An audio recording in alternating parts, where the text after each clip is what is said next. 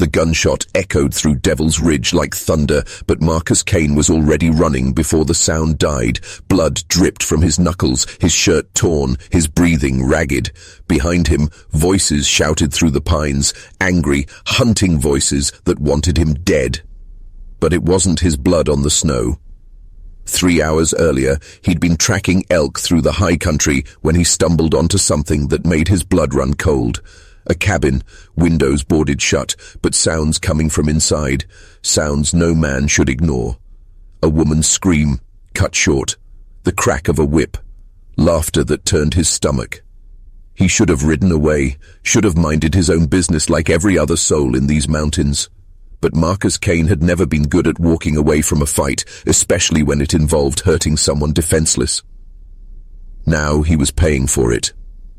The woman slung across his horse was barely conscious, her face a map of bruises, her wrists raw from rope burns. She'd tried to speak when he cut her free, but only blood came out. Whoever had her had been working on her for days. "Stay with me," he muttered, checking over his shoulder. The pursuit was getting closer. He could hear dogs now, baying like demons in the twilight. The trail forked ahead, left led down toward the valley settlements, right climbed higher into the wasteland where no sane man went after dark, where the old stories lived, where things hunted that weren't quite animal and weren't quite human. Marcus pulled right. The woman's eyes fluttered open for a moment, and she saw where they were heading. Her cracked lips formed a single word. No. But the dogs were gaining, and sometimes the devil you don't know is better than the one snapping at your heels. The trail climbed into darkness, and Marcus Kane rode toward whatever waited in the high country, the woman's blood freezing on his hands. The higher they climbed, the thinner the air became, and the stranger the world looked. Trees grew twisted here, their branches reaching like gnarled fingers toward a sky that couldn't seem to decide if it wanted to snow or rain. The rocks were black, sharp-edged, and when the wind hit them just right, they sang, a low, mournful sound that made the horse skittish. Marcus had heard the stories. Every man who worked these mountains had. Devil's Ridge wasn't named for its looks. It was named for what lived up there in the spaces between the stones, in the caves that went deeper than any cave should go. Most folks said it was just old wives' tales meant to keep treasure hunters away from the abandoned silver mines. Most folks had never seen what Marcus was seeing now. The dogs had gone quiet an hour back. Not the quiet of giving up, the quiet of things that suddenly realized they were being hunted instead of hunting. He'd looked back once and seen them clustered at the base of a dead tree, whining, refusing to go further no matter how their handlers cursed and kicked. Smart dogs. The woman stirred against him, her breathing shallow but steady. She was stronger than she looked, had to be, to survive whatever those men had done to her. Her hair was matted with blood, but underneath it was the color of autumn leaves. Pretty once, maybe pretty again if they lived through the night. "What's your name?" he asked quietly, more to hear his own voice than expecting an answer. Her lips moved. The word was barely a whisper. "Sarah." "Sarah." He nodded. "I'm Marcus, and I promise you, whatever those men did, it's over now. They'll not touch you again." She turned her face up toward his, and he saw her eyes clearly for the first time. They were green, flecked with gold, and they held a kind of fire that no amount of beating could put out. "They'll follow," she whispered. Marcus looked ahead, at the trail that wound higher into the rocks. The wind was picking up, carrying sounds that didn't belong to any natural thing, but behind them, somewhere in the dark, men with guns and ropes were still hunting. "Let them try," he said. The first sign that they weren't alone came when his horse stopped dead, ears pinned back, nostrils flaring. Marcus had been riding these mountains for 15 years, and he'd learned to trust his horse's instincts more than his own. Something was wrong. He slid from the saddle, rifle in hand, and helped Sarah down. She was stronger now, able to stand on her own. Though she swayed like a tree in high wind, the color was coming back to her face, and the fire in her eyes was burning brighter. "What is it?" she whispered. Marcus pointed to the rocks above them. At first glance, they looked like any other pile of stone, but if you watched them long enough, you began to notice that some of the shadows moved when they shouldn't have. Some of the shapes were too regular, too purposeful. "We're being watched," he said. Sarah's hand found his arm. Her grip was surprisingly strong. "The stories. Are they true?" "Don't know," Marcus admitted. "But we're about to find out." A sound echoed from somewhere above. Not quite a howl, not quite a scream. It was answered by another, and then another, until the whole ridge seemed to be calling back and forth in a language that made the hair on Marcus's neck stand up. His horse nickered nervously, pawing the ground. The animal wanted to run, and Marcus couldn't blame it. Every instinct he had was screaming the same thing. But behind them, growing closer, came the sound of men's voices. His pursuers had found their courage again, or their greed was stronger than their fear. Either way, they were climbing. Sarah looked up at the watching rocks, then back down the trail. "We can't go back," she said. "No," Marcus agreed. "We can't." He shouldered his pack, checked his rifle, and started up the narrow path that led deeper into the heart of Devil's Ridge. Sarah followed without hesitation, her bare feet silent on the stones. Above them, the watchers moved, keeping pace, and Marcus began to wonder if they'd escaped one trap only to walk straight into another. But sometimes, he thought, the trap that hasn't closed yet is better than the one that has. The path ended at a sheer wall of black rock, smooth as glass, and twice as tall as a man. For a moment, Marcus thought they were trapped, caught between the stone and whatever was hunting them from below. Then Sarah stepped forward and pressed her hand against the rock. It moved. Not like a door opening, but like the stone itself remembered how to flow. A gap appeared, just wide enough for a person to squeeze through, leading into darkness that seemed to swallow light. Marcus stared. "How did you—" "I don't know," Sarah said, and she looked as surprised as he felt. "I just knew it would open." From below came the sound of boots on stone. Their pursuers were close now, maybe 20 minutes behind. Marcus looked at the impossible opening, then at Sarah, then back down the trail. "You sure about this?" Sarah's green eyes met his. "Nothing's sure anymore, but whatever's in there." She gestured toward the opening. "It's not them." Marcus hefted his rifle and squeezed through the gap. The darkness was complete, thick as wool, but after a few steps his eyes began to adjust. They were in a tunnel, carved smooth by time or tools, leading deeper into the mountain. The air smelled of minerals and something else, something old. Sarah followed, and the moment she stepped inside, the opening sealed itself behind them. No grinding of stone, no crash of falling rock. Just there one moment, gone the next, as if it had never existed. They were committed now. Marcus lit a torch from his pack, and the flame revealed walls covered in markings, not writing exactly, but symbols that seemed to shift and change in the flickering light. Sarah H traced one with her finger, and it glowed briefly blue before fading. "This place knows you," Marcus said. It wasn't a question. "I've never been here before," Sarah replied. "But yes, it knows me." They walked deeper, following the tunnel as it curved and branched, always choosing the path that felt right to Sarah, though she couldn't explain how she knew. Behind them, muffled by stone, came the sound of their pursuers reaching the wall and finding nothing but solid rock. They were safe, for now. But safety in Devil's Ridge was always temporary.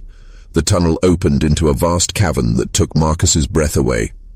The ceiling disappeared into darkness above, and the walls were lined with crystals that caught his torchlight and threw it back in rainbow patterns. In the center of the cavern was a pool of water so clear it looked like black glass, perfectly still. But it was what stood around the pool that made him stop and stare. Statues. Dozens of them, carved from the same black rock as the mountain itself. They were human in shape, but wrong in proportions. Too tall, too thin, with faces that were almost familiar but not quite right. And they were all looking at Sarah. "My God," Sarah whispered. She walked toward the nearest statue, her hand extended. "I know this place. I remember." "You remember?" Marcus kept his rifle ready, though he wasn't sure what good it would do against stone. "From where?" Sarah's fingers touched the statue's face, and its eyes opened. Not carved eyes, real ones, glowing with the same blue light as the symbols on the walls. The statue's head turned to follow her movement, and its stone lips moved, forming words in a language that was old, when the mountains were young. Marcus raised his rifle, but Sarah held up her hand. "Wait," she said. It's trying to tell me something." More statues were awakening now, their stone bodies creaking as they turned, their eyes glowing like stars.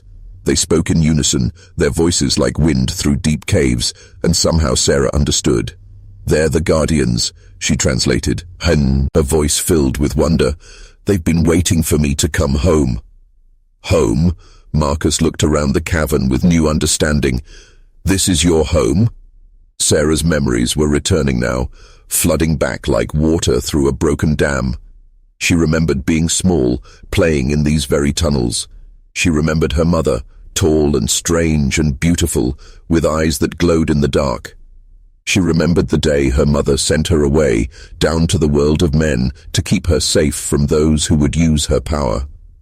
"I'm not entirely human," Sarah said quietly. "Neither was my mother. We're the bridge between the world above and the world below. And those men, they knew what I was. They were trying to break me, to use me to open the deeper places." The statues spoke again, their voices urgent now. "What are they saying?" Marcus asked. Sarah's face went pale. "The men who took me, they're not just bounty hunters. They serve something older, something that's been sleeping beneath the mountains for 1,000 years, and they're very close to waking it up." The pool in the center of the cavern began to glow, its surface rippling despite the absence of any wind. Images formed in the water, scenes from the world above. Marcus saw the men who had been chasing them, but they were different now. Their eyes glowed red in the darkness, and their movements were too fluid, too coordinated. Whatever was controlling them was getting stronger. "They're not human anymore," Sarah said, reading the images. "The thing they serve, it's been taking them piece by piece, wearing them like clothes." Marcus gripped his rifle tighter. "What does it want?" The statues answered before Sarah could translate, their stone voices echoing through the cavern. "Freedom."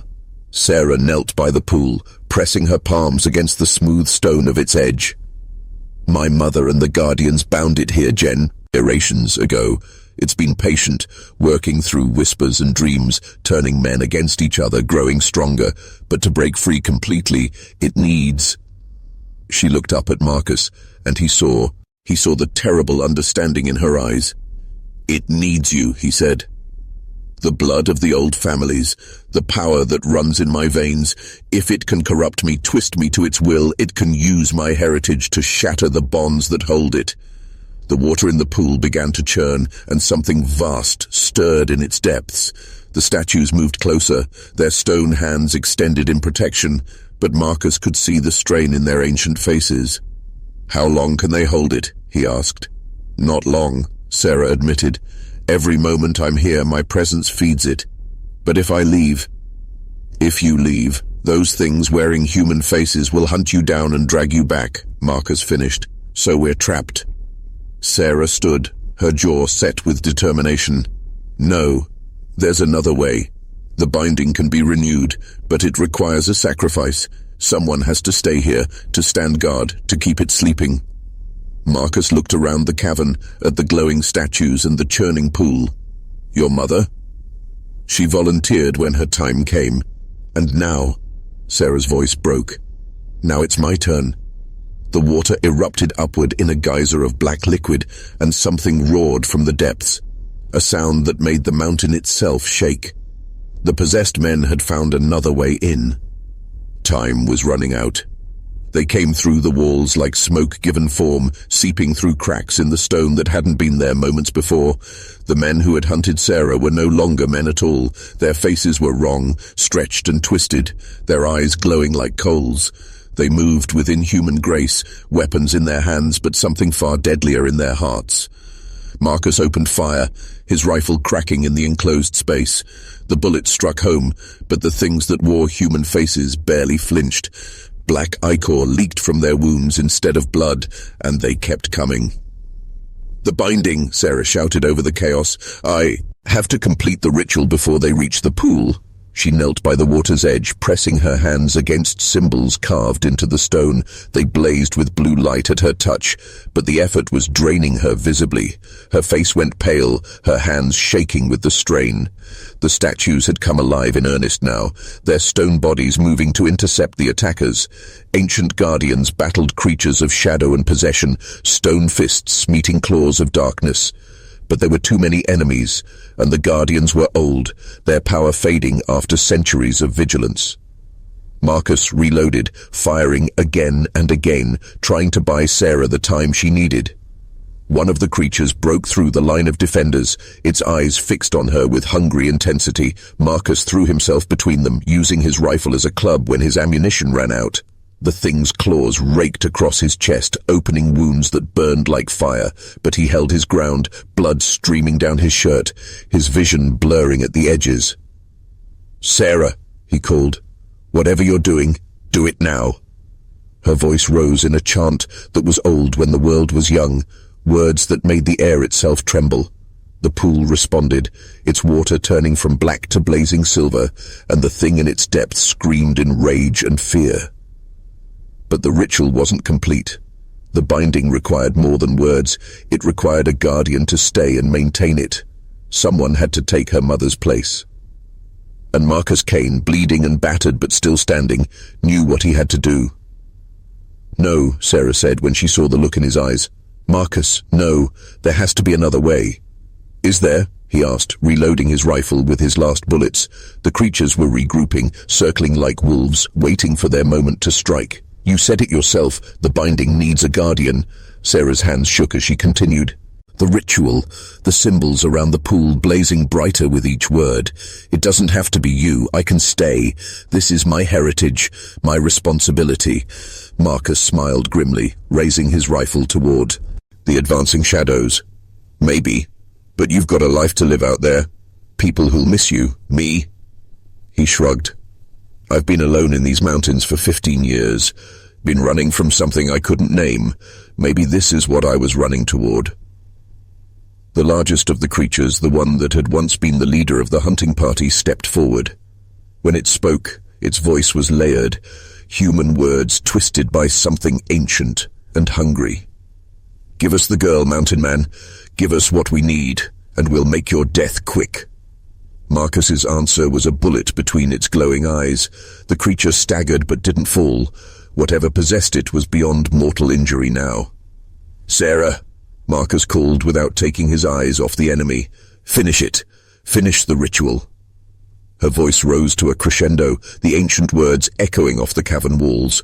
The pool blazed like a star, its light searing the creatures that tried to approach, but they fought against the power, their forms writhing and changing, becoming something even less human.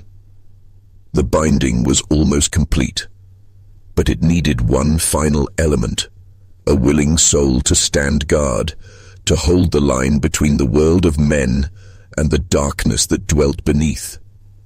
Marcus Kane stepped forward, his rifle empty, but his resolve unshaken. "I'll take the watch," he said simply. The pool exploded with silver light, and everything changed. The light faded, and silence fell over the cavern like a blanket. The creatures were gone, not destroyed, but banished back to the deeper darkness where they belonged. The ancient evil in the pool had settled into slumber once more, its dreams held in check by power renewed. Sarah knelt by the water's edge, exhausted but alive. Across from her, Marcus stood perfectly still, his rifle in his hands, his eyes glowing with the same blue light as the statues. He had become one of them, a guardian, a sentinel standing watch between the world above and the darkness below. "Marcus?" Sarah's voice was barely a whisper.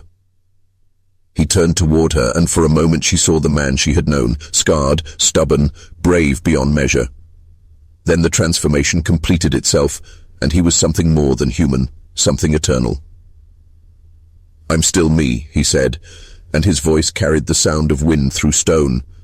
"Just different. I can feel it all now, the weight of the mountain, the dreams of the thing below, the threads that connect this place to the world above.